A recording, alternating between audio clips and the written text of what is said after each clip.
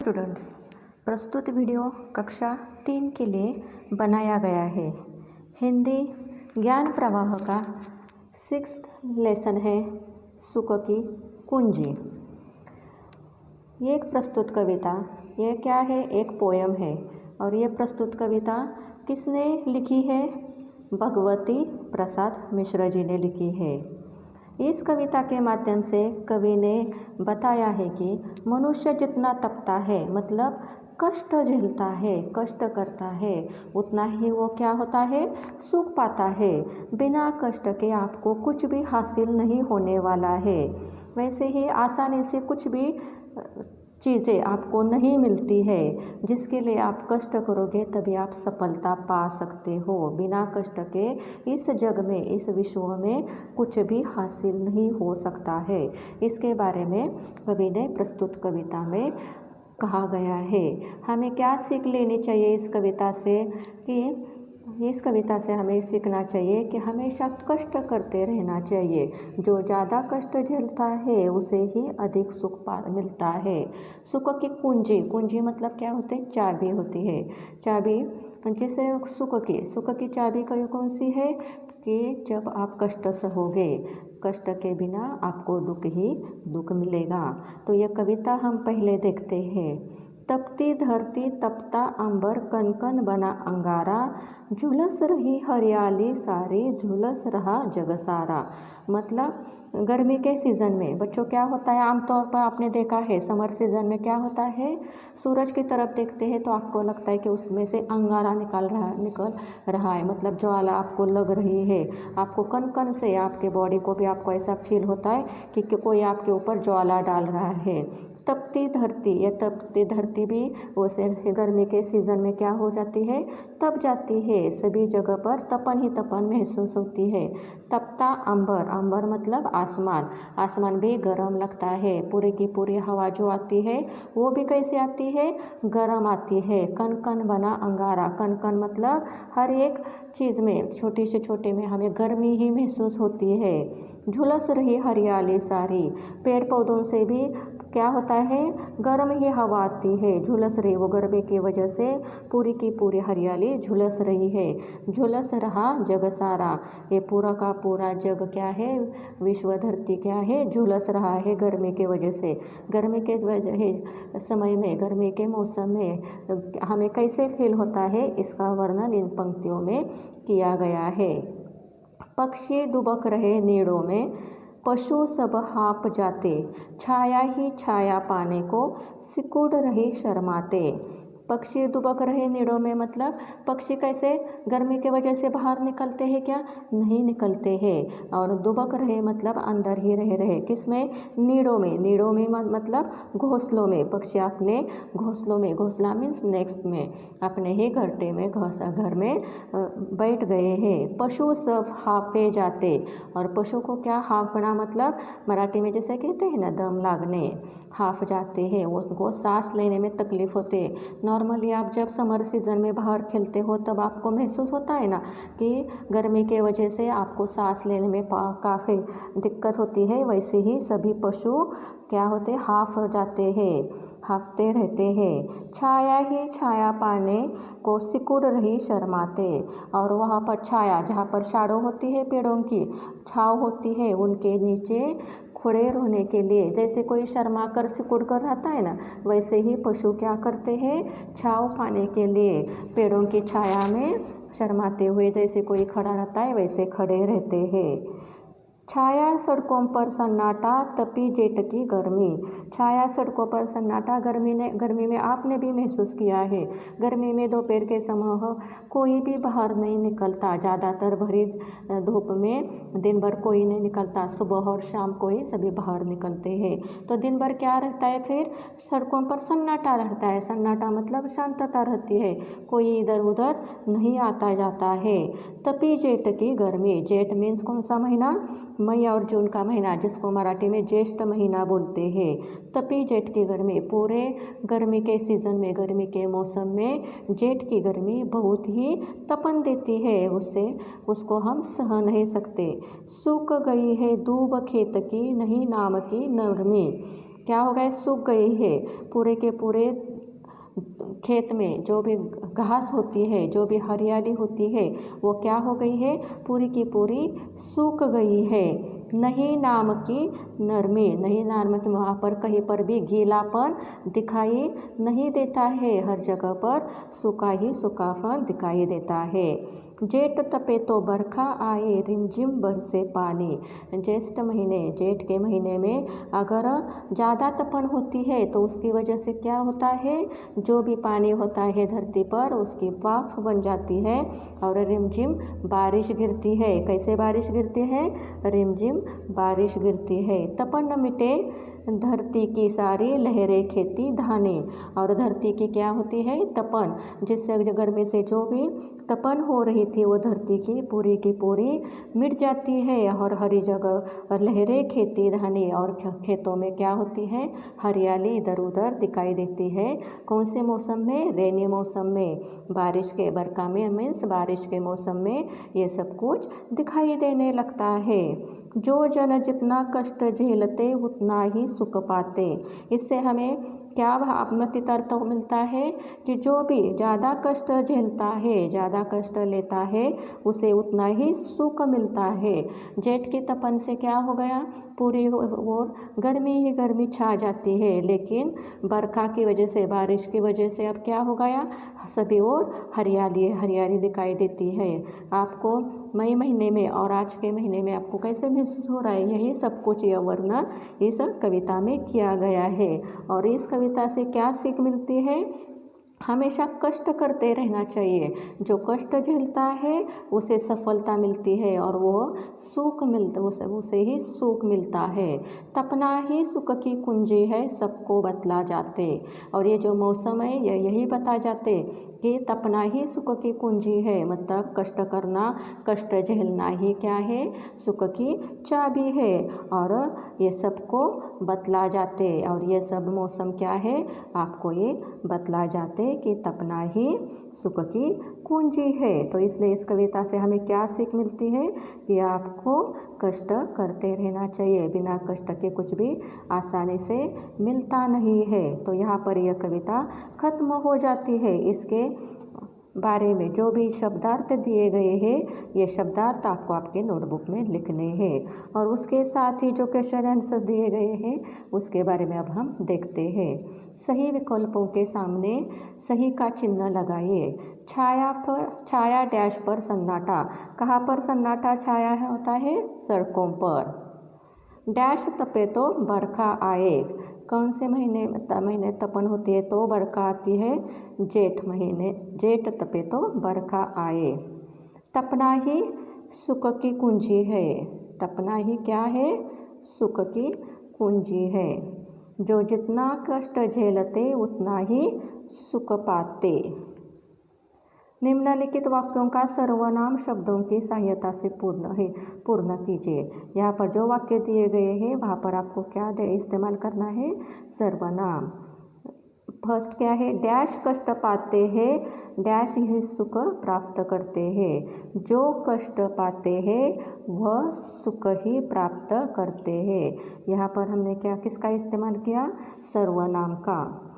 आगे का क्वेश्चन है, डैश गर्मी पड़ती है, डैश सब सूख जाता है। लेकिन सर्वनाम आप सभी को मालूम है कब इस्तेमाल किए जाते हैं, नाम की जगह पर। और यहाँ पर परफेक्ट नाम की जगह पर सर्वनाम इस्तेमाल नहीं हो पाते हैं, इसलिए ये सवाल ही गलत है। इसलिए यहाँ पर आपको कुछ भी आंसर नहीं मिलेगा क्योंकि ये सवाल ही गलत है। नेक्स्ट है, डैश पता है कि गर्मी के बाद वर्षा आती है। उसे पता है, उसे क्या आ गया, सर्वनाम। उसे पता है कि गर्मी के बाद वर्षा आती है। निम्नलिखित शब्द समूह में से जो समानार्थी शब्द है उन्हें रेखांकित करना है। झील, नदी, सरिता, तटीनी, यह नदी के लिए बाकी के शब्द है और ये झील ही अलग है। सागर, समुद्र, सिंधु, तालाब, इसमें से तालाब। रात, सूरज, रात्रि, निशा, ये रात के लिए बाकी के और इसमें सूरज आ गया है। जग, दुनिया, विश्व, धरती, यह जग, दुनिया, विश्व, धरती। बच्चों वैसे देखा जाए तो ये पूरे के पूरे एक समानार्थी ही है, लेकिन इसमें से जग को रेखांकित किया गया है। जग, दुनिया, विश्व और धरती।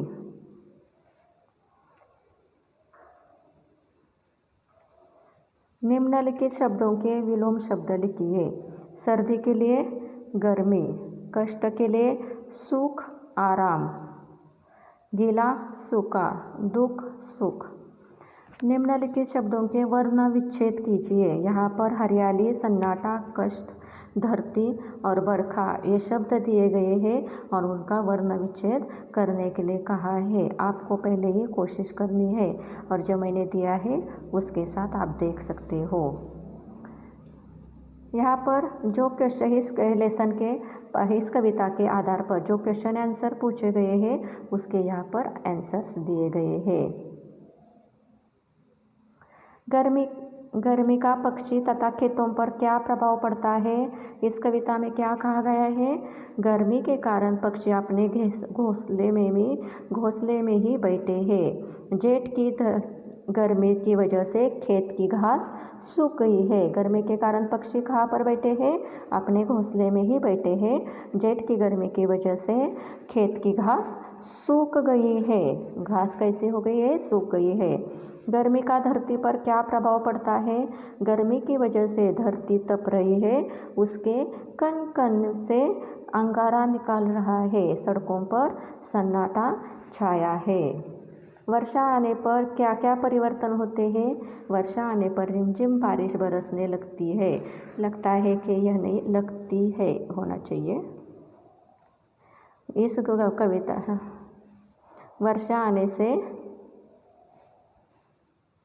वर्षा आने पर रिमझिम पानी बरसने लगता है। वर्षा आने से क्या होता है? वर्षा आने पर रिमझिम पानी बरसने लगता है। धरती की तपन मिट जाती है। सभी ओर हरियाली लहराती है। इस कविता से हमें क्या शिक्षा प्राप्त होती है? सुख की कुंजी कविता भगवती प्रसाद मिश्र जी ने लिखी है।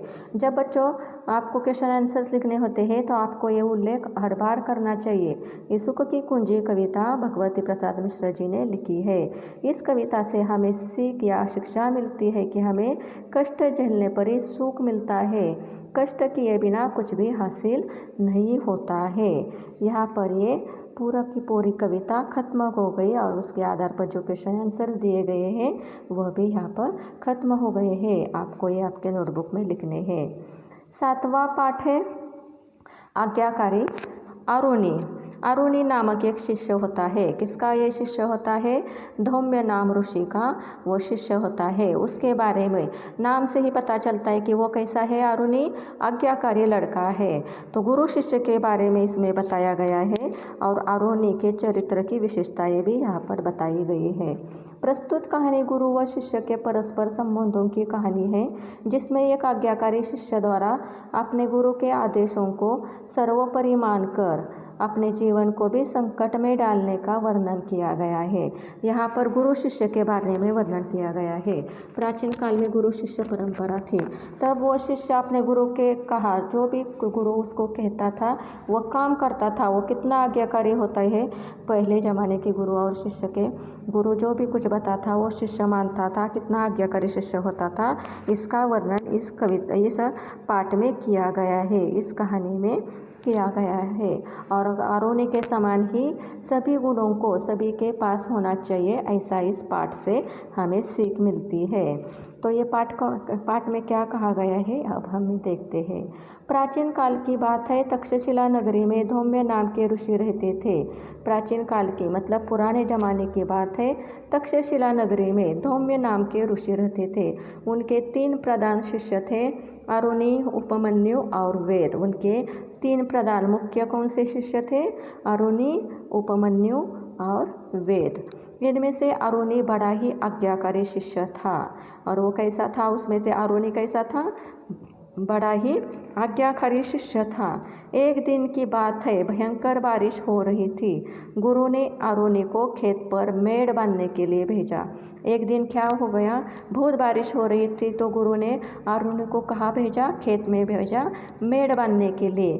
मेड़ बांधना मतलब क्या होता है, जो मिट्टी का घेरा होता है, वो मिट्टी का घेरा खेत के चारों ओर जो होता है, जिसे मराठी में बांध बोलते हैं, वो चारों ओर होता है, वो बांधने के लिए गुरु ने आरोनी को वहाँ पर खेत में भेजा।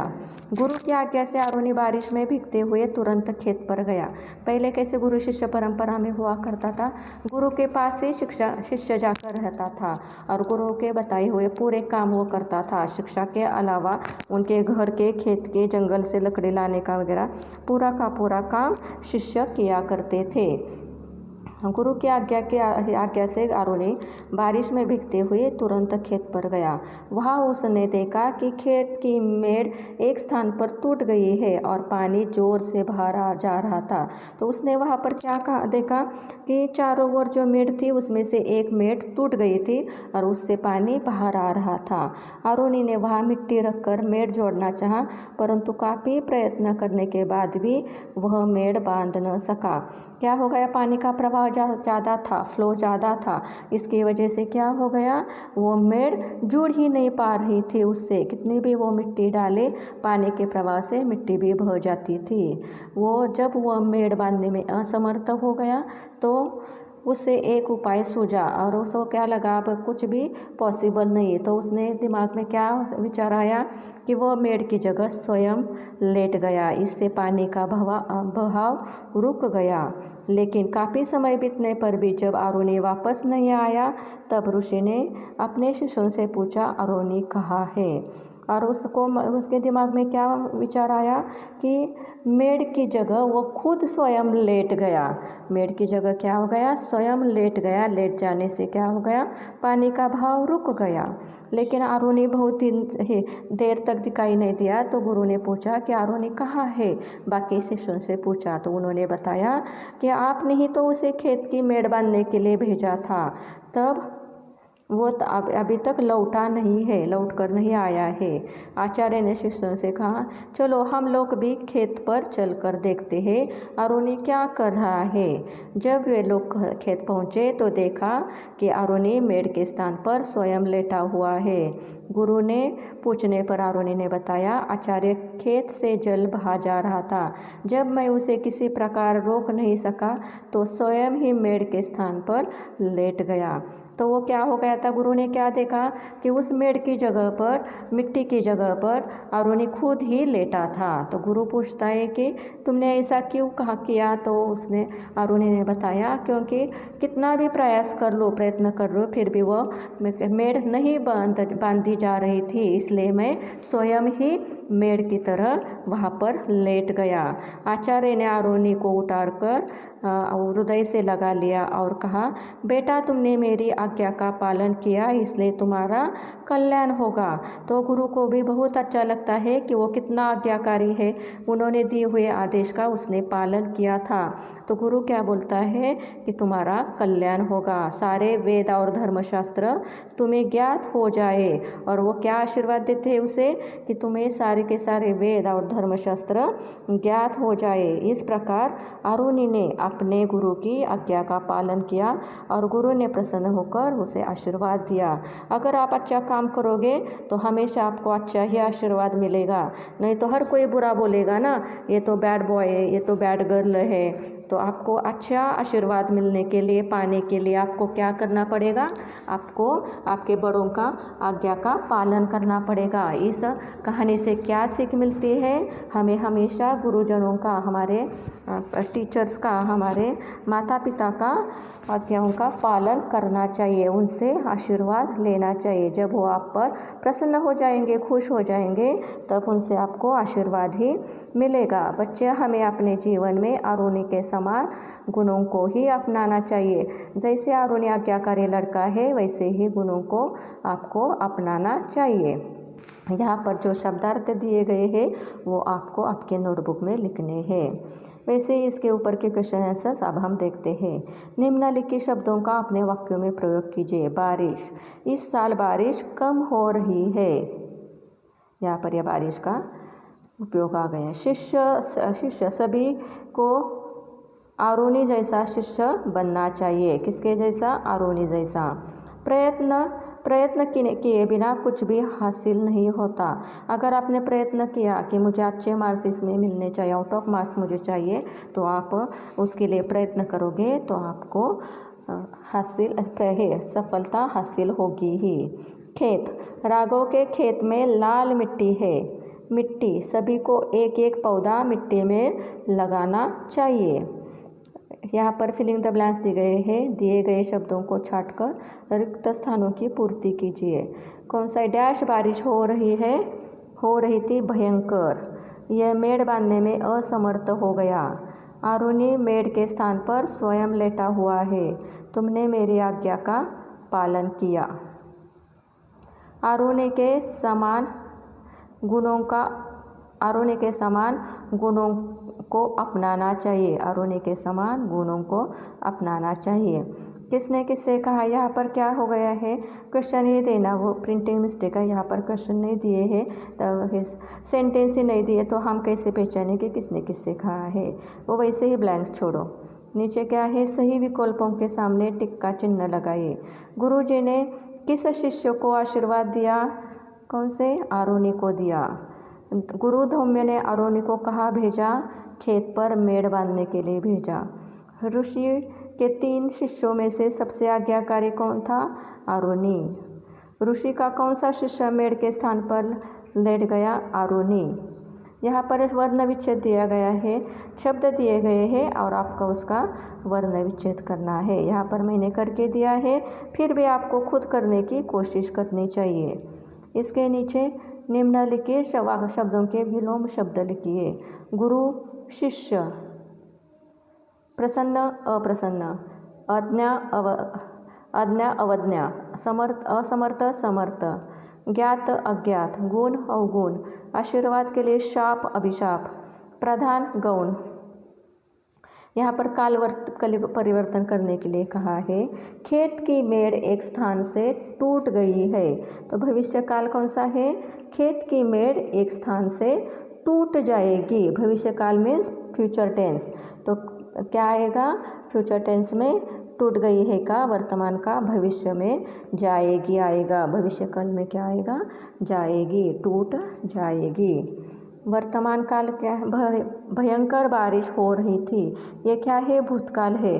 उसका आपको क्या करना है? वर्तमान काल करना है। भयंकर बारिश हो रही है, ये वर्तमान काल हो गया। सारे वेद और धर्मशास्त्र तुम्हें ज्ञात हो जाए, ये क्या है? इसका आपको क्या करना है? भूतकाल करना है। सारे वेद और धर्मशास्त्र उसे ज्ञात हो गए थे। तक्षशिला में धौम्य नाम के ऋषि रहते थे। इसका क्या करना है आपको? वर्तमान काल करना है। तक्षशिला में धौम्य नाम के ऋषि रहते हैं।